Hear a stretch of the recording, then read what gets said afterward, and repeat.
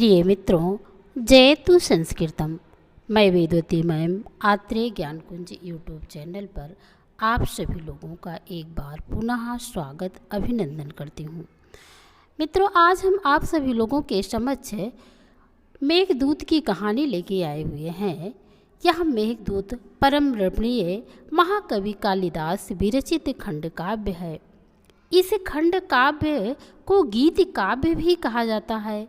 इसमें स्त्री और पुरुष के मधु सिक्त परिणय की गाथा को मंदाक्रांता छंद में ऐसा पिरोया है कि पाठक इसको पढ़ते पढ़ते भाव विभोर हो जाते हैं। यह कालिदास की सर्वश्रेष्ठ रचना है। इसमें शब्दों का चुनाव करते समय कवि ने विशेष कौशल प्रकट किया है और खंड काव्य में केवल मंदाक्रांता छंद का ही प्रयोग किया है। कहते हैं वर्षा ऋतु और विरह वर्णन में मंदाक्रांता का प्रयोग बहुत सुंदर होता है। यह एक विरह काव्य भी है और पूरे विश्व साहित्य में ऐसी कृति खोजने पर दूसरी नहीं मिलेगी। इन्हीं सब गुणों के कारण यह सर्वश्रेष्ठ और लोकप्रिय भी है। वास्तव में इस खंड काव्य में एक विरही की आह भरी हुई है और यह वियोग श्रृंगार रस से ओतप्रोत है। यह मेघदूत दो भागों में विभक्त है, पूर्व मेघ और उत्तर मेघ। पूर्व मेघ में अलका के लिए प्रस्थान करने वाले मेघ मार्ग का वर्णन है, तो दूसरी ओर उत्तर मेघ में अलकापुरी की समृद्ध शालीनता और यक्षिणी के सौंदर्य और विरह का वर्णन किया गया है। अर्थात पूर्व मेघ में बाह्य प्रकृति का और उत्तर मेघ में अंतः प्रकृति का वर्णन किया गया है। अलकापुरी में यक्षों का राजा कुबेर रहता था और उसका एक सेवक था जिसका नाम यक्ष था। कुबेराधिपति ने यक्ष को मानसरोवर में स्वर्ण कमलों की रक्षा का भार सौंपा था। यक्ष बड़ी ईमानदारी से स्वर्ण कमलों की रक्षा करता था और प्रातःकाल पुष्पों को तोड़ कर लाता था, जिससे यक्षाधिपति कुबेर शिव की पूजा अर्चना करते थे। एक बार ऐसा हुआ कि यक्ष नवविवाहित था। वह अपनी नवविवाहिता पत्नी के साथ में देर तक रहना चाहता था, इसलिए उस नई नवेली पत्नी के वियोग से कातर होकर के एक पहर रात के होते हुए ही वह मानसरोवर छोड़कर अपनी प्रिया के पास पहुंच गया। और उधर मानसरोवर में से जब वह चला गया तो जंगली हाथी ने पूरे मानसरोवर के स्वर्ण कमलों को ही उजाड़ दिया। प्रातःकाल हुआ और जब यह समाचार कुबेर को मालूम हुआ तो कुबेर ने उसे कर्तव्य अवहेलना करने के कारण उसे दंड स्वरूप 1 वर्ष तक स्त्री से दूर रहने का श्राप दे दिया और उसे अलकापुरी से निर्वासित कर दिया गया। अब यक्ष क्या करता?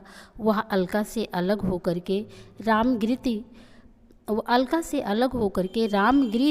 पर्वत पर रहने लगा और उसकी प्रियतमा अलकापुरी में रहने लगी। निर्वासित यक्ष अपनी प्राणेश्वरी के बिछोह के कारण बहुत दुबला हो गया था। इस प्रकार रामगिरी आश्रम में रहते हुए उसे 8 महीने बीत गए। शेष 4 महीने और बचे थे। वह अपनी यक्षिणी से बिछुड़कर बहुत व्याकुल हो रहा था। इसी बीच में आषाढ़ का महीना भी आ गया। आसमान में काले काले बादल दिखाई देने लगे। उन काले काले बादलों को देख करके वह बहुत अधीर हो उठा और सोचने लगा कि कहीं उसकी यक्षिणी काले काले बादलों को देखकर भयभीत न हो जाए। वह प्रत्येक क्षण अधिक से अधिक अपने प्रियतमा यक्षिणी के बारे में सोचने लगा और उस यक्षिणी के पास कुछ संदेश भेजना चाहता था कि तुम परेशान ना हो, 8 महीने बीत गए, सिर्फ 4 महीने शेष और बचे हुए हैं, मैं तुमसे जल्दी ही मिलूँगा। पर कोई उपाय नहीं था कि उस संदेश को भेजा जा सके। लेकिन वह बादलों को देख करके बादलों से कुछ बातें कर रहा है और बादलों के माध्यम से ही संदेश यक्षिणी तक पहुंचाने का उपाय सोच रहा है।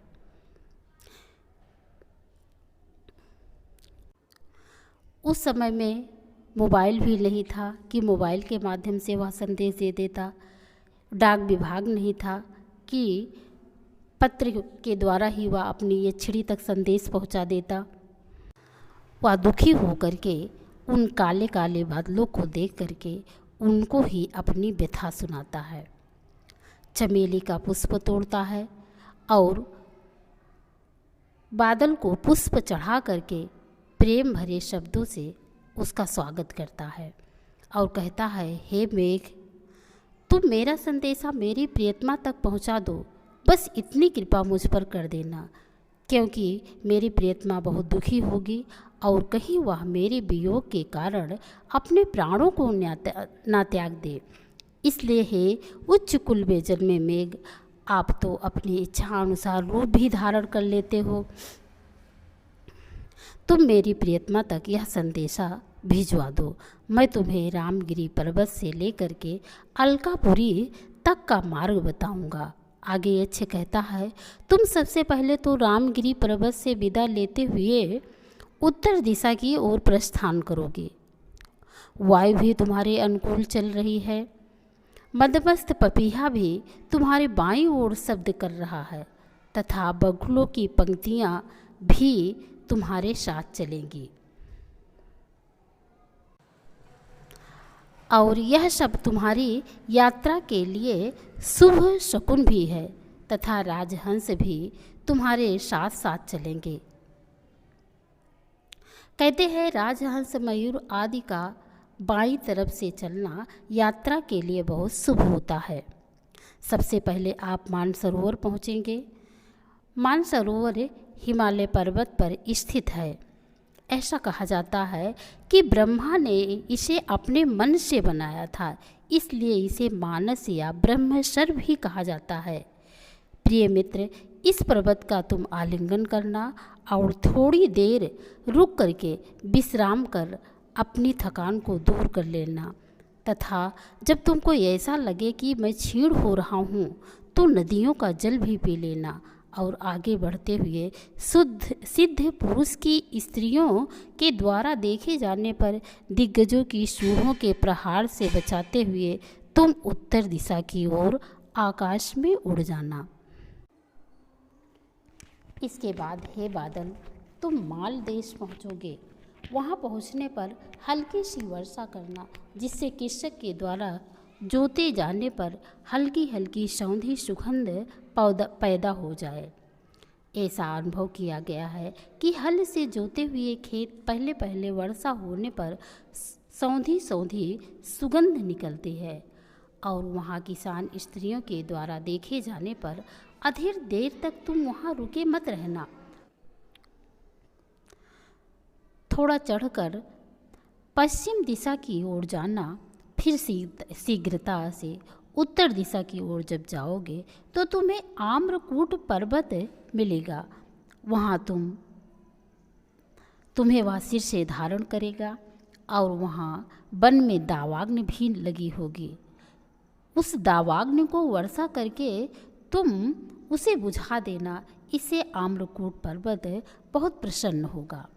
आम्रकूट पर्वत पर थोड़ी देर रुक करके जल वर्षा कर देने के कारण अधिक तेज गति वाला हो करके उससे परे मार्ग को लांघकर जब तुम चट्टानों के कारण ऊबड़ खाबड़ विंध्याचल की तलहटी में पहुँचोगे तो अनेक धाराओं में फैली हुई नर्मदा नदी तुम्हें उसी प्रकार दिखाई देगी जैसे हाथी के शरीर पर की गई रंग बिरंगी रेखाओं वाली सजावट हो। वहाँ पर नर्मदा के जल को पीना जब तुम जल को पियोगे तो शरीर से भारी हो जाओगे। शरीर से भारी होने पर तुम्हें वायु हिला नहीं सकेगा, अर्थात तुम कमज़ोर नहीं पड़ोगे। आगे यक्ष कहता है कि हे मित्र, मेरी प्रिया के पास जाने की शीघ्रता करने पर भी तुम्हें प्रत्येक पर्वत पर कुटज के पुष्पों की सुगंध के कारण शायद तुम्हें थोड़ा समय लग जाए, फिर भी मयूरों की बोली के द्वारा अपना स्वागत शब्द बना करके अगवानी किए गए आप किसी तरह से शीघ्रता से जाने की कृपा करना। ऐसी एक दंत कथा है कि वर्षा ऋतु में मोर जो होता है वो मस्त होकर के बादलों को देख करके नाचने लगता है और उनकी आँखों से आंसू गिरते हैं। उन आंसुओं को पी करके मोरनी गर्भ धारण करती है। तो यही कह रहा है यक्ष कि तुम वहाँ पर मयूरों की जब मयूर बोलेंगे और मयूरों की बोली को तुम अपना स्वागत समझ करके उससे आगे बढ़ने की कोशिश करना। आगे फिर यक्ष कहता है कि हे मेघ, जब तुम इसके आगे जाओगे तो तुम्हें दर्शाण देश मिलेगा, जिसकी राजधानी विदिशा है। वहाँ पर तुम बेत्रवती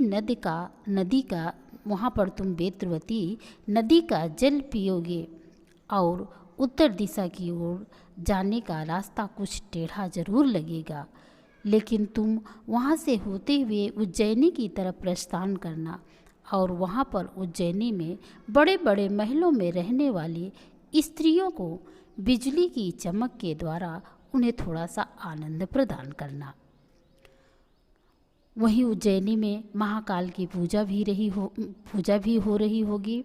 उस समय तुम हल्की सी गर्जना करना कि जैसे ऐसा लगे कि नगाड़े की या ढोल का सुर निकल रहा हो। और वहीं उज्जैनी में रात बिता करके प्रातःकाल फिर वहाँ से निकल पड़ोगे तो तुम्हें गंभीरा नाम की नदी मिलेगी। उस नदी के जल को पी लेना और पीने के बाद वहाँ से जल्दी ही निकल पड़ना। बहुत देर तक वहाँ पर रुके मत रहना।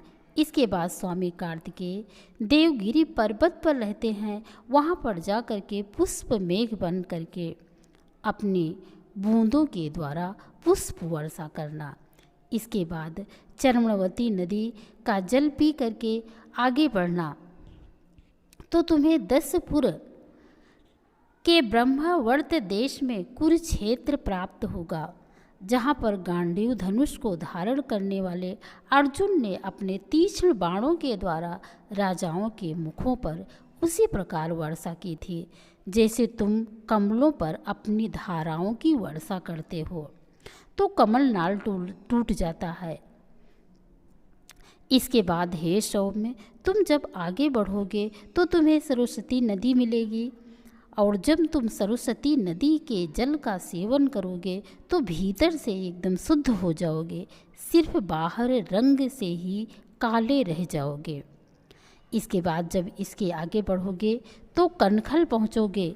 कनखल हरिद्वार के समीप उस स्थान का नाम है जहाँ पर पतित पावनी गंगा बहती हैं। वहाँ पहुँच करके गंगा का दर्शन करना। यही वह गंगा है जिन्होंने सगर के पुत्रों का उद्धार किया था। पौराणिक कथा के अनुसार राजा सगर ने इंद्र का पद प्राप्त करने की इच्छा से 100वां अश्वमेध कर यज्ञ करना प्रारंभ किया था। तब इंद्र बहुत चिंतित हुए थे और उन्होंने अश्वमेध यज्ञ का जो घोड़ा था उस घोड़े को चुरा करके ले जा करके पाताल लोक में कपिल मुनि के आश्रम में बांध दिए। राजा सगर के 60,000 पुत्र थे। वे घोड़े को खोजते हुए पाताल पहुँचे और वहाँ उन्होंने कपिल के आश्रम में बंधा हुआ घोड़ा देखा। तब सगर के पुत्रों ने कपिल का बड़ा अपमान किया और जब ऋषि ने अपनी आंखें खोली तो बहुत क्रोधित हुए और उन्होंने अपने तेज के द्वारा सबको भस्म कर दिया। अंत में सगर के पोते अंशुमान ने अपने चाचाओं की भस्मी ढूंढ निकाली और बहुत अनुनय विनय करने पर कपिल ने कहा कि यदि गंगा स्वर्ग से पृथ्वी पर आए तो सगर के पुत्रों का उद्धार हो सकता है। अंशुमान ने अपूर्ण कार्य को पूर्ण किया और उनके पोते भगीरथ ने घोर तपस्या कर गंगा जी को पृथ्वी पर ला करके पितरों को मुक्त कराया। इसलिए गंगा को सगर के पुत्रों के लिए स्वर्ग की सीढ़ी भी कहा जाता है, अर्थात सगर के पुत्र स्वर्ग चले गए। आगे फिर ये अच्छे कहता है कि तुम जब गंगा के जल का सेवन करोगे, यानी गंगा का जल पियोगे, तो तिरछे झुक कर पियोगे तो ऐसा लगेगा सोयत जल में तिरछे हो करके जब उस जल को तुम पियोगे तो ऐसा लगेगा कि गंगा और यमुना का संगम हो रहा है। यानी गंगा सफ़ेद रंग की है और तुम सांवले रंग काले रंग के हो, तो ऐसा लगेगा कि गंगा और यमुना का मिलन हो रहा है। और वहाँ से उस जल को पी करके तुम आगे बढ़ना तो तुम हिमालय पहुँच जाओगे। वहाँ पर बैठकर अपनी थकान को दूर करना और चोटी पर बैठे हुए तुम शिव के उजले बैल अर्थात नंदी के द्वारा उछाले गए कीचड़ के समान सुंदरता को धारण करोगे। कवि के कहने का अभिप्राय यह है कि हिमालय की चोटी स्वच्छ और धौल है और बादल काले रंग के हैं। जब चोटी पर बादल बैठेगा तो ऐसा लगेगा कि नंदी ने अपने ऊपर कीचड़ उछाल लिया हो। और हिमालय पर्वत पर देवदार के वृक्ष की पंक्तियाँ होंगी। उन वृक्षों के आपस में रगड़ खाने से उसमें से निकले अग्नि के द्वारा वहाँ पर जो दावाग्नि लगी होगी, तुम उस दावाग्नि को वर्षा करके सबसे पहले बुझाना। क्योंकि जो बड़े लोग होते हैं उनकी संपत्तियों का फल तभी मिलता है जब वे दुखियों के दुख को शांत कर दें। उस हिमालय पर्वत पर शरभ नाम के मृग के द्वारा क्रोध में आकर उछलने पर उन्हें वर्षा के द्वारा, हल्की वर्षा के द्वारा तितिर बितिर कर देना। शरभ एक प्रकार का 8 पैरों वाला मृग होता है जो बादल की गर्जना को सुनकर उछलने लगता है।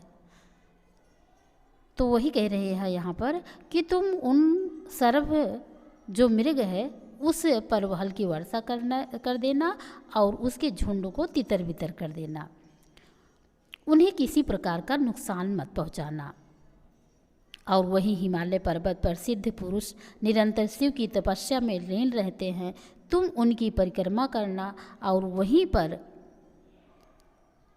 हिमालय के तट के समीप परशुराम की कीर्ति का मार्ग और हंसों का द्वार क्रौच पर्वत का छिद्र है।